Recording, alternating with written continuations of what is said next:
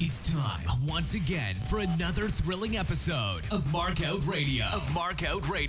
For the next hour, sit back, pull the stick out of your ass, and enjoy. Be warned though, smarks and internet know-it-alls will be offended, annoyed, and generally pissed off at what's about to happen to your ear holes. You've been warned. Now, Markout Radio.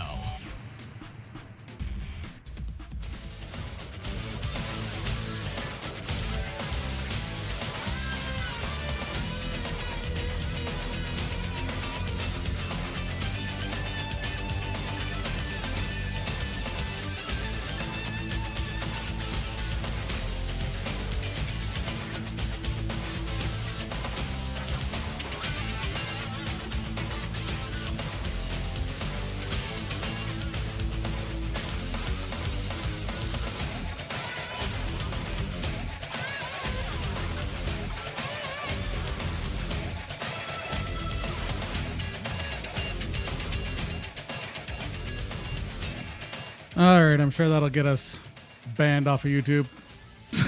Don't care at this point. Welcome to Rocco Radio. It's your boy Dark Fox here with you again. Episode 64 for December 2nd, 1996, out of the Hera Arena in Dayton, Ohio.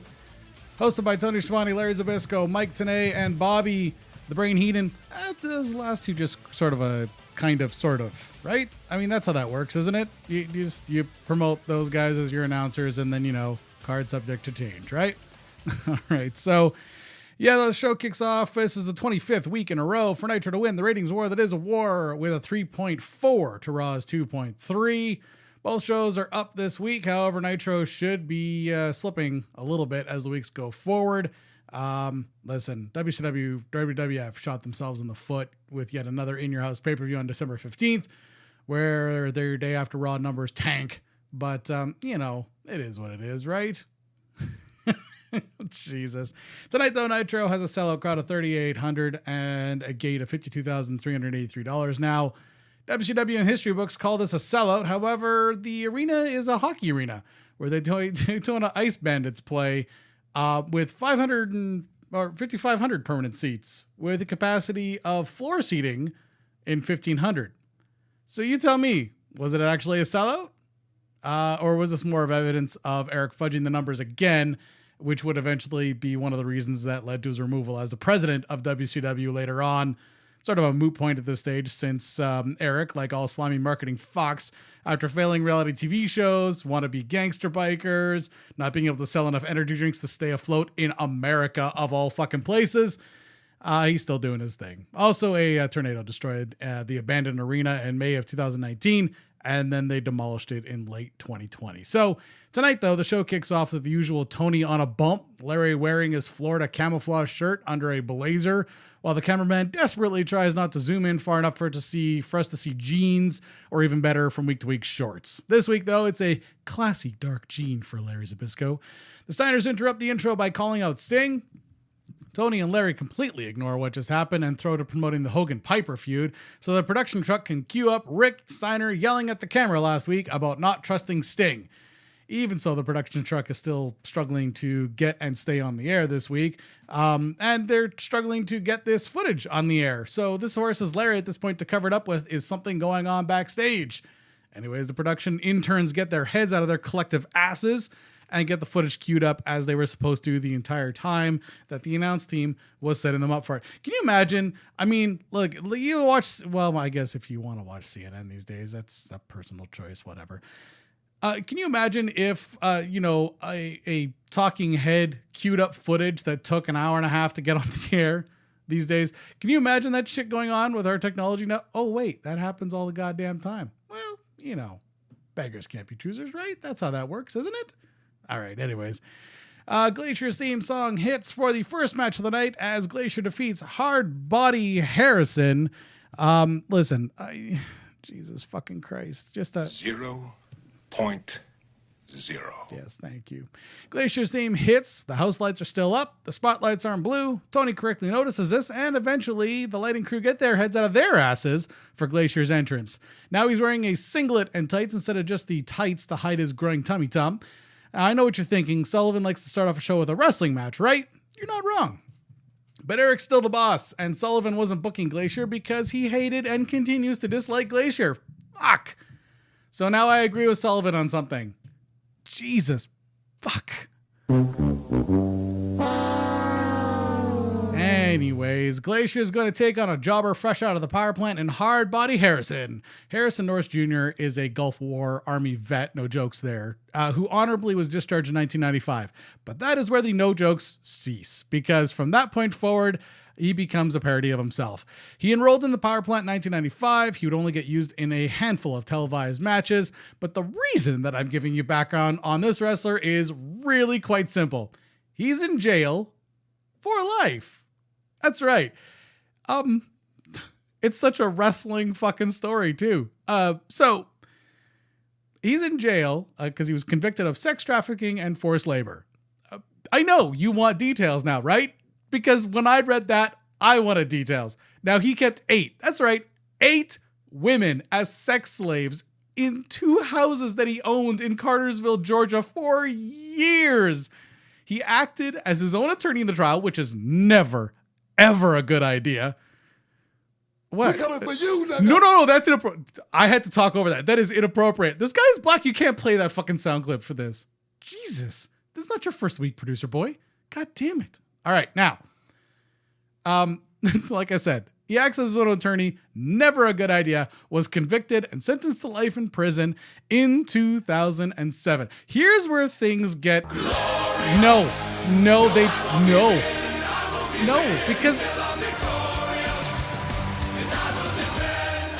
Stop it. Wasn't it enough we were getting shit banned on YouTube for the goddamn American male shit? Now you're going to get me banned for this. This is current WWE product. You're going to get me in so much shit. Stop it. All right, anyways. I'm going to read this directly from my source so that I don't miss anything because it is fucking...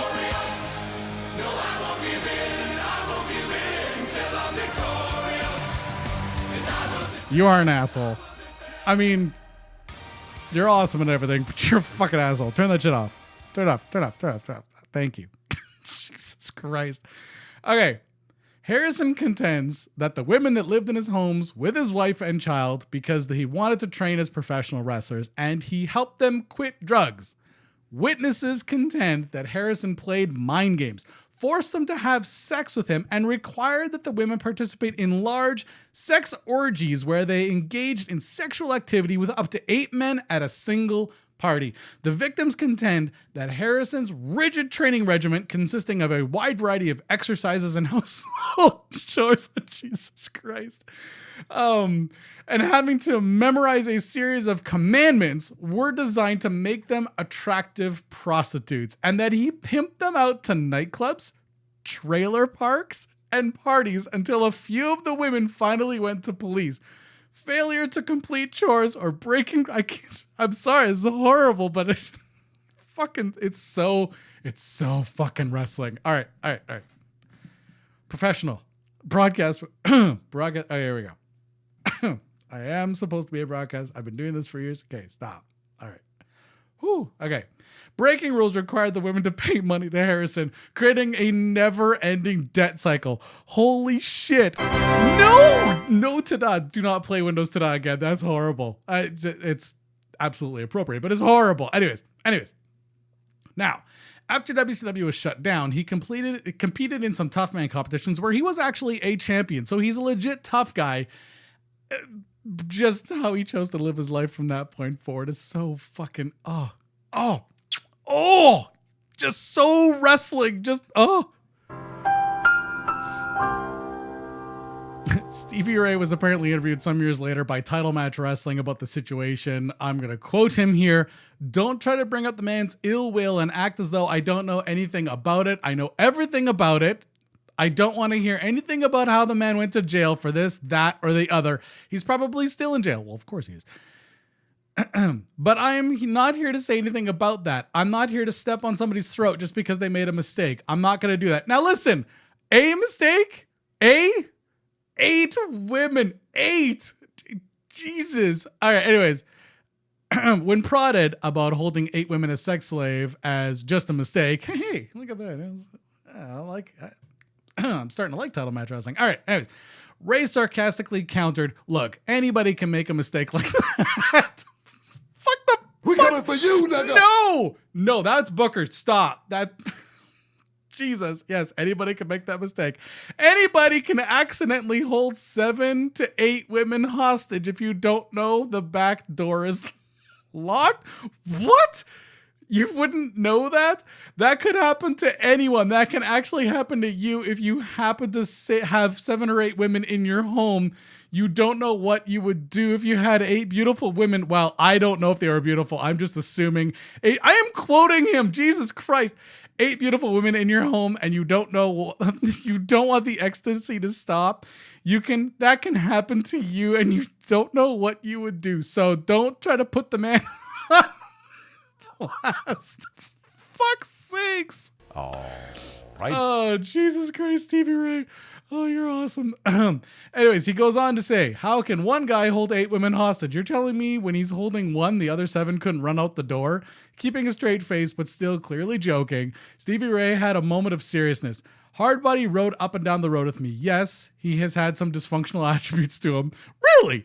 Things that Stevie Ray wouldn't be involved with. Really easy to talk about himself in the third person? Anyways, but if you do the crime, you have to do the time. Hardbody Harrison was a really good wrestler. At one time, he was also a tough man champion. I mean, listen, I'm sure all those things are 100% accurate. And yeah, no, absolutely. I mean, Jesus, I know that if I had 8 gorgeous women in my house, I would have trouble not making them my fucking sex slaves. What the fuck are you even saying? Jesus Christ. You're gonna just kayfabe me all the way to the very end of this thing, aren't you? He's a pretty good physique, Hardbody Harrison, and he's a decent worker in this match, where he was set up to job to a spinning heel kick from Glacier. The ref rolled him out of the ring so that Glacier could do his martial arts bullshit at the end. Thanks, Eric. Great starting fucking match. Jesus fucking Christ. Back from break, the hard cam was on the Cincinnati Bengals, who were in attendance, as were the Daytona Ice Bandits, who call this arena home. We get the amazing French Canadians Jacques Rougeau and Carl Ouellette, with Colonel Rob Parker defeating Joe Gomez and the Renegade. It gave that one 2.5 out of 5. It was actually okay. New flags for the Canadians: half fleur-de-lis, half maple leaf, 1 bar red, 1 bar blue. It's fine. It's not the first time I've seen that flag before. And listen, as long as Quebecers are still calling themselves Canadian, I really couldn't give 2 shits. Anyways, they do their cheap heat Canadian anthem in French. Tony tells us there are some Canadians on the Ice Bandits, so naturally my eyes go there since they're on the hard cam. There are 3 guys with hands on hearts singing along, and they get annoyed, physically annoyed when the anthem gets cut off. Good Canadian lads right there. Apparently, Rob Parker's name is now Colonel La Parker. I mean, he could have at least said Colonel in French as well. Colonel. It's pronounced that way, or it's spelled that way. You say Colonel in English. There's no fucking R in it. That's a French spelling of a word. Whatever. Tony's dad joke aside, Parker pulls down the top rope as Gomez takes a spill to the outside, where Parker lays the boots to him. I prefer when managers get involved this way, especially when they have been trained as wrestlers. The fans start to chant at this point for Sherry. Shortly after this spot, Renegade gets the hot tag and actually performs some fairly impressive slams, but then botches selling a clothesline, and it all goes downhill from there. He doesn't sell the Canadians' finisher at all. Fucking guy was just garbage. It's a good thing that the French Canadians are very talented wrestlers, because they make up for the fact that Joe Gomez and the Renegades suck. Gene ran promo after this with Arn Anderson. For some reason, they don't discuss anything about Anderson or Gene. They sell the Hogan-Piper feud. Now, at this point in his career, Arn was working as both a road agent and helped on the booking committee. He would have known having Piper on as infrequently as they could was going to possibly affect ticket sales for the pay-per-view and the match itself. So it was all hands on deck to help push this feud hard. And listen, it's not the first time he's going to be on mic tonight, so he can sell his own shit later. It's fine. I didn't really have a problem with it. And in retrospect, I didn't really have a problem with it either. To be fair, with Piper's availability, what the fuck else are you going to do? Have Hogan come out and pose every week? The Faces of Fear after this Ming Barbarian defeat, Robert Gibson and Scotty Riggs, gave that one 2.5 out of 5 as well.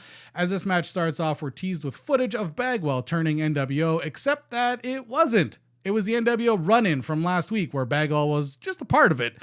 Now, to play little devil's advocate here, it did involve the Faces of Fear. It just didn't involve Riggs, as Tony was setting us up to see. So, production woes continue on tonight's thrilling episode of Botchamania. What? Oh, right. Yeah, this is Nitro. My bad. Sorry.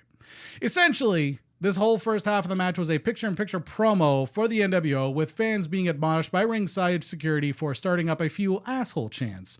I'm not sure if they were talking about the production team or if they were talking about somebody in the ring, but I felt like it was absolutely fucking warranted. Now, I'm going to do something a little bit controversial here, because it's not really up to a radio personality to do this kind of a thing, but I'm so fucking sick and tired of this goddamn bullshit. So I understand that the Faces of Fear are colored men. I get that. And I get that no one gives a red rat's ass in the 90s about giving colored men tandem move names. The Spinneroonie wasn't the Spinneroonie until Dusty called it the Spinneroonie. Now, I am not a play-by-play guy, and I am absolutely not on par with Dusty Rhodes. However, at the risk of being an egotistical dickhead, which I don't really back away from all that often, I am going to give a move a name. Now, I did do very little research into this, to be perfectly honest. Does the Faces of Fear tandem back body drop into a powerbomb actually have a name? Now, when I had on some guests on the show, I have asked them all. When I have friends that we talk about 90s wrestling, which involves quite a few beers before anyone wants to talk about wrestling, what the fuck ever, no one knows what the name of this move is called. And actually, the consensus is that this move didn't actually have a name. So, in the interest of giving this thing a name, which I am going to continue calling it this from now until the show ends, or until this gimmick at least ends, I'm going to be calling it the Fear Driver. Kind of like a Takemi Chinoku driver, except, for the Faces of Fear. The Fear Driver. See how it makes sense? Oh, listen, it makes as much sense as fucking Dusty's commentary, so fuck you. Now, this move is essentially Meng doing a back body drop to their opponent, and Barbarian catching them in a powerbomb move, and then dropping their fucking asses onto the mat. The Fear Driver. Now, like I said, it appears to never have a name, and since they're such a great fucking heel tag team, I understand and acknowledge that it is 24 years too fucking late for this, but I'm going to give this fucking thing a name. It is the fucking Fear Driver because it deserves a goddamn name for a great fucking heel tag team. End of fucking story. And if you got a problem with that, fuck yourself. How about that? All right? There we go. Now, Kevin Sullivan after this defeats KC's Sunshine. 0.0. Before the match starts, we get a promo package of the shoot feud of Sullivan and Benoit at a house show, the brawl that we talked about an episode or so ago. Uncomfortable to watch. It was uncomfortable to hear about. It was uncomfortable to read about. And guess what? The video package lives up to that as well. Again, I understand that we're trying to turn this into a work. We're trying to turn a shoot into a work, except that everyone's going to keep fucking that up, and it's absolutely 100% a shoot, and we'll see later when Deborah opens her big fucking moronic mouth that it's absolutely not a goddamn work. There's no way that fucking bimbo can act at all. Never mind that well. KC Sunshine, in case you were wondering, is a jobber and indie wrestler from the Southeast area, trained by Charlie Fulton and Brian Pillman. He had a brief stint in WCW where he, like tonight, would get tossed around like a fucking ragdoll. Now, after posing for Playgirl in 97, he was signed to the WWF's developmental territory of OVW, where he would serve as a jobber as well. We're in Ohio. It makes sense that he's going to be here. They paid him to come and just job. He would appear from time to time in WCW, usually when they're in the Ohio area. Since then, though, he's had a couple stints in TNA and other larger companies. He's had a few titles under his waist, but not much really as far as televised matches. And for the most part, when they are televised matches, he basically gets the job and get his ass kicked, which sucks because he's not too bad at selling here at this point. We basically just got to watch Sullivan take out his mommy issues on some dude with long hair. Cool. Post-match is an in-ring promo with Gene and Sullivan. Sullivan, by the way, makes no points, but says it like he means it. And the camera zooms in on him really close. So, cool? All right. Dean Malenko defeats Billy Kidman after this to retain the WCW World Cruiserweight Championship. Give that one 3 out of 5. Tony informs us at this point that the U.S. title is vacant, according to the championship committee, and despite the Giant having the title, he's not the current champ, and he won't be in this goddamn tournament. We could be hearing about this later on in the show when there's an actual tournament qualifier match, but now we're watching a Cruiserweight title match, so naturally we're going to talk about another title. Right, absolutely. Sonny Ono comes out with a camera leaning into the racial stereotype. My fuck. The 90s really were a different time. Anyways, as Tony observes, he's not a tourist. He's scouting Malenko for Ultimo Dragon. After this, Jeff Jarrett defeats Big Bubba. I gave that one 2 out of 5 as well. Not to be outdone by Colonel Robert Parker, Jimmy Hart gets physically involved in this match as well. It doesn't hurt that he and Jeff Jarrett are buddies, and this is sort of, he knows he's safe. He's not going to get his ass kicked too bad here. When Jarrett goes out to confront Jimmy about his interference, there's an excellent spot here where Bubba gets a fairly decent reaction from the crowd with a spot with him, Jimmy, and Jeff Jarrett. Ultimately, though, that's really all there was in this match, was that. And there's nothing wrong with it. It was an interesting spot. It just was in a weird place on the card. And up until this point, Malenko's match, the Malenko-Kidman match, was the best match going on. Now, this match is decent. Not great, but decent. At least it's better than the other two fucking shitbird ones. So anyways, post-match, the Steiner brothers get into the ring, and Rick calls out Sting, who appears in the rafters and answers the challenge with a nod. After this, we get a NWO promo. Thank you. Back from break, the Talking Heads discuss Hour 2, while the fans chant for Regal. The NWO theme hits as Bischoff comes out with the rest of the crew. He and the Outsiders take over the announce position. Bischoff throws back to Vader with some shooting on how Hogan trounced Vader around the ring because, well, Vader just signed another fucking contract with the WWF, so why not bury him? And whatever. We got footage of the Flair mugging, and finally the Macho Man beat down to prove that Hogan is a badass. At least the footage makes sense in the context of the ongoing feud, so I really don't have much to complain about here. After this, Eddie Guerrero defeats Squire Dave Taylor. I guess he's not Squire Taylor anymore, he's just Dave Taylor. He's still rocking the fucking ascot though, so I don't know, whatever. I gave that one 2 out of 5. Taylor had a couple cool scissor head takedowns here. Didn't look flawless, but pretty good for a big guy. The Outsiders talk a couple of times about the U.S. title tournament and how the winner will have to face the Giant, even though the Giant isn't in the tournament and isn't the champion by Eric's own admission, but whatever. Hall calls the NWO theme song porn as we go to break. Not really an unfair observation. Back from break, it was time for that golden voice bastard Lee Marshall to do his 1-800-COLLECT shitty call-in where he destroys Eric and the Outsiders. Now listen, it's a good little piece of advice. Call it a life lesson from your buddy Dark Fox. Never, ever get into a battle of wits unarmed. Never. My Lee Marshall is literally on a phone call and destroyed Hall and Nash, who are widely regarded as some of the best shoot promo guys there are. Oh God, that sucks, doesn't it? It was fucking funny though. Arn Anderson defeats Jim Powers after this. Teddy Long's back at his side. I gave that one 2.5 out of 5. The Outsiders talk a lot about basically getting both of these guys into their stable. Ultimately, the best part of this match, don't get me wrong, the wrestling was good, but as far as the play-by-play was Nash calls Piper's buddy his ring rat, which was fun little breaking kayfabe moment where I actually did kind of chuckle in spite of myself. But ultimately, the play-by-play just sucked. I'm sorry, like it did. It's objectively just sucked. Back from break, Eric's caught on air berating the production truck, which was awesome because we get to see how similar the quote-unquote character of NWO Eric Bischoff is. Shockingly similar to the, breaking kayfabe version of Eric Bischoff. It's so weird how that happens. Anyways, after this, Chris Benoit defeats Lord Steven Regal in the U.S. Championship title quarterfinal match. I gave that one 4 out of 5. It was actually a very, very good match. Highlight of the fucking night, by the way. Made watching the show up until this point totally fucking worth it.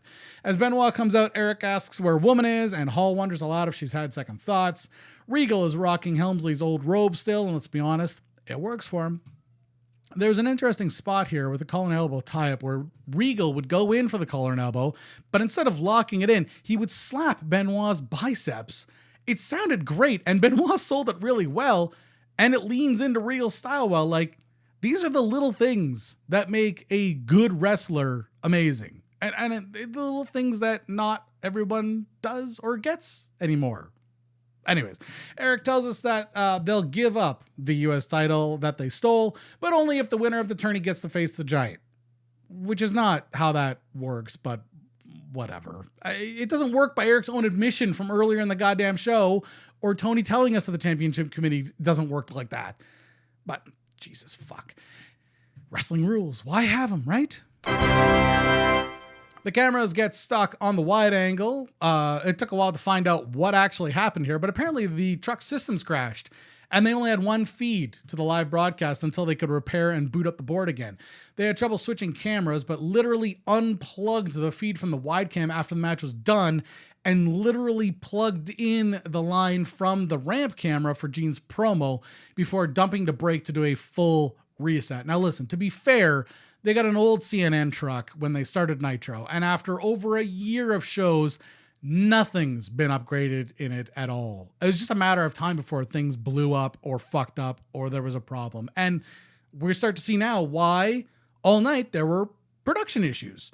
I mean, at least the interns got their shit together enough to move scenes on the fly manually, which is kind of amazing, but probably not something that a lot of TV production people would be able to do these days. Anyways, Gene ran promo with Anderson, Mongo, Deborah, and Benoit joins as Gene does the intro. Anderson was fucking gold. Benoit, good as well. Mongo, which I wrote down as Mango. It's an unfortunate mistake on my part. Oh well. He was decent as well.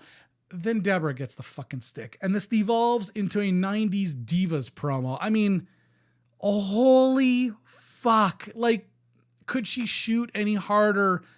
I get it. She doesn't like cheaters. Ironic since she's going to become one in less than a fucking year.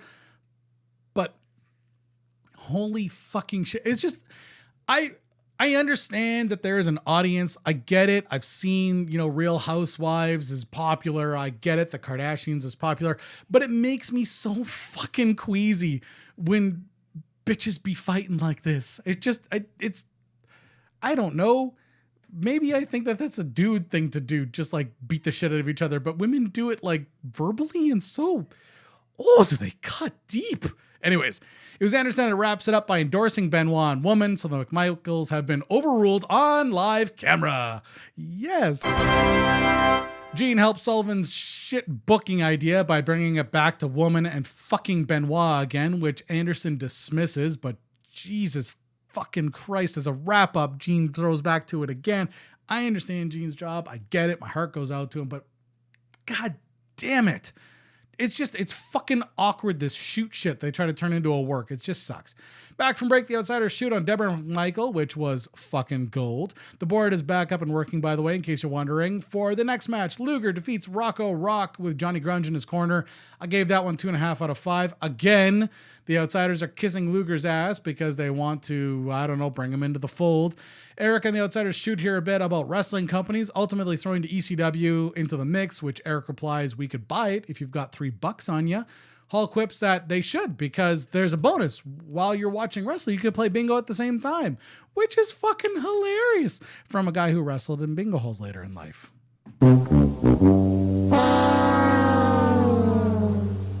After this, we get the main event, kind of. Sting versus Rick Steiner with Scott Steiner in his corner ends up in a no contest. I'm not fucking scoring this. It's just a promo. It's fine, but I'm not fucking scoring this as a match. The Outsiders wax philosophical on the size of Scotty Steiner and how they flew here on a hull. No, Nash said that he flew here on a plane that was smaller than Scotty Steiner. I mean, it's great. It's just a little homoerotic for my fucking taste. I get it. They're big. It's awesome. I know that's ironic coming from a guy that's covering a fucking quote unquote sport of guys that wrestle in fucking spandex, but whatever. It was just a little too homo for me. Anyways, Sting climbs down from the quote-unquote rafters to the ring, puts his bat down, lets Rick nail him. After a few moves, Sting offers Rick the bat, which he almost nails Sting with, but Scotty stops him. Sting walks away, walks to the ramp, points to the bat at the NWO, then goes back to the ring, climbs back out through the crowd, while the Outsiders put themselves over, and the show fades to black. I mean, overall, a total fucking dumpster fire of a show. The wrestling was not great. The production hit quite a few fucking snags, not including the board shutting down, which was kind of out of their control. I am being very generous there. The Outsiders and Bischoff on commentary weren't good. It devolved into a fantasy draft of two guys trying to sound cool and a marketing nerd putting himself over. Next week, the ratings won't go down nearly enough, in my opinion, for this fucking shit show. The Sting spot was okay, but not really great. This is the lowest score I'm going to give Nitro since October. It's getting a 2 because it fucking sucked, and objectively it fucking sucked. And Jesus fucking Christ, pull your heads out of your asses and get your shit together, would you? Well, that was an abortion of a show. Should the mood take you, check out markoutradio.com and leave a comment. You can also find links there to our Facebook, Twitter, YouTube, and Stitcher channels. You can even leave a voicemail on our Skype. Just click the links and share them.